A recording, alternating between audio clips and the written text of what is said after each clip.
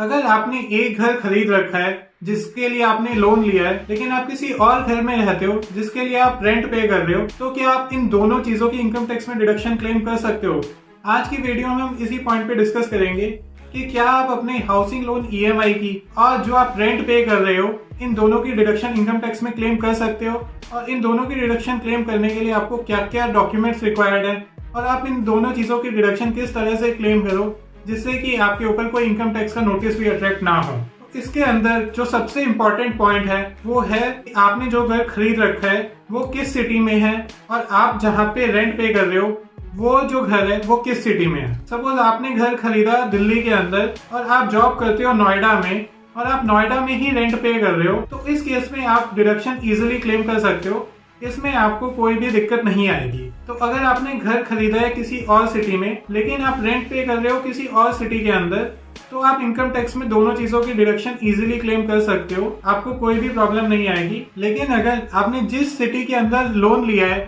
और जिस सिटी के अंदर आपने उस लोन को लेके घर खरीदा है, आप उसी सिटी के अंदर जॉब कर रहे हो और आपने उसी सिटी के अंदर एक और दूसरा घर रेंट पे ले लिया, तो उस केस में आपको इनकम टैक्स में डिडक्शन क्लेम करने में थोड़ी दिक्कत आ सकती है। वैसे इनकम टैक्स के प्रोविजंस के अकॉर्डिंग इस चीज पे कोई प्रोहिबिशन नहीं है कि आप सेम सिटी में रहते हुए अगर दूसरा घर रेंट पे लो तो आप डिडक्शन नहीं ले सकते। लेकिन इस केस में शायद आपका एम्प्लॉयर जो है वो आपको एचआरए की डिडक्शन डिसअलाउ कर दे अपनी टीडीएस डिडक्शन के टाइम पे। तो उसके लिए आपको क्या करना होगा, उसके लिए आपको एक जेन्युइन प्रूफ अपने पास रखना होगा रेंट पेमेंट का। आप किसी फैमिली मेंबर को उस केस में रेंट मत पे करना, क्योंकि उस तरह से शायद आपको फिर दिक्कत आएगी डिडक्शन क्लेम करने में। आपने लेकिन अगर किसी थर्ड पार्टी को या किसी और को जेन्युइन रेंट पे करा है और आपने जेन्युइनली किसी और घर में रहे हो फॉर सम पर्टिकुलर पर्पस, कि आपका घर जो आपने खरीदा था वो छोटा था, वहाँ पे आपके पेरेंट्स रह रहे हैं, या फिर आपका घर जो आपने लिया है वो काफी दूर है आपकी प्लेस ऑफ जॉब से, या फिर आपके बच्चों का स्कूल कहीं और है जहाँ पे आपको स्पेशली रेंट पे घर लेना पड़ा है, तो इन सब केसेस में आप डिडक्शन क्लेम कर सकते हो। इस पे कोई एज सच प्रोहिबिशन नहीं है, लेकिन आपको ये प्रूफ करना होगा कि आपने रेंट जो है वो जेन्युइनली पे करा है। तो इस केस में एचआरए की डिडक्शन क्लेम करने के लिए आपको 4 डॉक्यूमेंट्स चाहिएंगे। एक तो लैंडलॉर्ड का पैन कार्ड, एक आपको चाहिएगा रेंट रिसिप्ट जो आपने रेंट पे करा है उसकी रिसिप्ट, थर्ड आपको चाहिएगा एक वैलिड रेंट एग्रीमेंट, और फोर्थ आपको चाहिएगा रेंट पेमेंट का प्रूफ। तो इस केस में आप कोशिश करना है कि आप रेंट पेमेंट अपने बैंक अकाउंट से ही करो, जिससे कि आपको उसका प्रूफ हमेशा अवेलेबल रहे। और जो आपने हाउसिंग लोन लिया है उसकी डिडक्शन क्लेम करने के लिए आपको चाहिए लैंडलॉर्ड से सर्टिफिकेट, जिसमें कि आप दिखाओगे कि आपने इंटरेस्ट और प्रिंसिपल ड्यूरिंग द ईयर कितना पे करा है। अगर आप ये सारे डॉक्यूमेंट्स अपने पास रेडी रखते हो तो आप सेम सिटी में रहते हुए भी अपने हाउसिंग लोन की और एचआरए की डिडक्शन क्लेम कर सकते हो। बहुत सारे लोगों को ये कंफ्यूजन रहता है कि शायद हम सेम सिटी में रहते हैं तो हम एचआरए और हाउसिंग लोन दोनों की डिडक्शन क्लेम नहीं कर पाएंगे। लेकिन आज की वीडियो में मैंने आपको पूरा इसमें एक्सप्लेन किया है कि आप सेम सिटी में रहते हुए भी एचआरए की और हाउसिंग लोन की डिडक्शन क्लेम कर सकते हो। बस आपको करना क्या होगा, आपको सारे डॉक्यूमेंट्स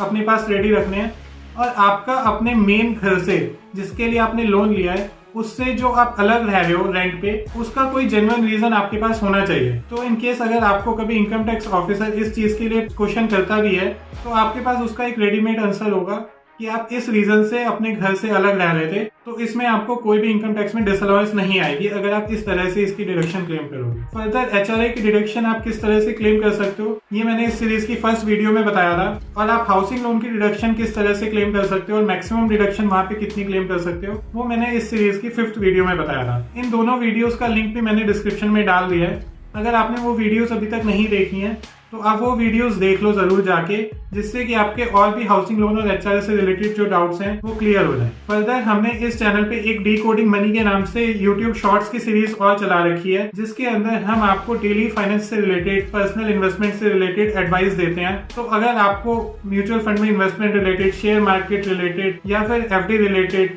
और भी कोई इन्वेस्टमेंट एडवाइस चाहिए होगी तो वो सारी एडवाइस आपको वहाँ पे फ्री में मिल जाएगी। तो जल्दी से जाके वो सीरीज भी देख लो, और अगर आपने चैनल को अभी तक फॉलो और सब्सक्राइब नहीं किया है तो जल्दी से इस चैनल को फॉलो और सब्सक्राइब कर लो, जिससे कि आपको सारे वीडियोस का नोटिफिकेशन एक तो टाइम से मिल जाए और आप अपनी टैक्स प्लानिंग और फाइनेंस प्लानिंग अच्छे से कर पाओ। इसका कोई फीस या चार्ज तो है नहीं चैनल को सब्सक्राइब करने का, तो चैनल को सब्सक्राइब कर लो और इस वीडियो को अपने और भी फ्रेंड्स के साथ शेयर करो, जिससे कि उनकी भी टैक्स सेविंग हो सके और वो भी अपने फंड्स को बेटर तरीके से इन्वेस्ट कर सके।